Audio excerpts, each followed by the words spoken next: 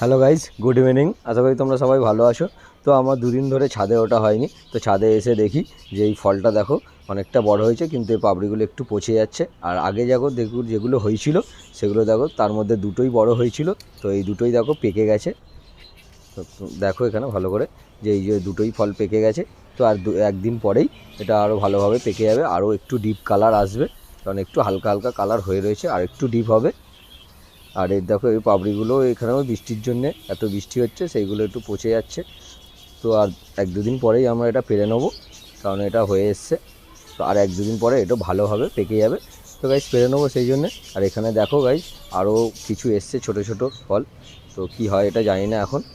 তো গাইস ভিডিওটা আজকের এখানেই শেষ করলাম। ভিডিওটা ভালো লাগলে লাইক কমেন্ট শেয়ার অবশ্যই করে দিও, আর আমার চ্যানেলটা সাবস্ক্রাইব করে দিও।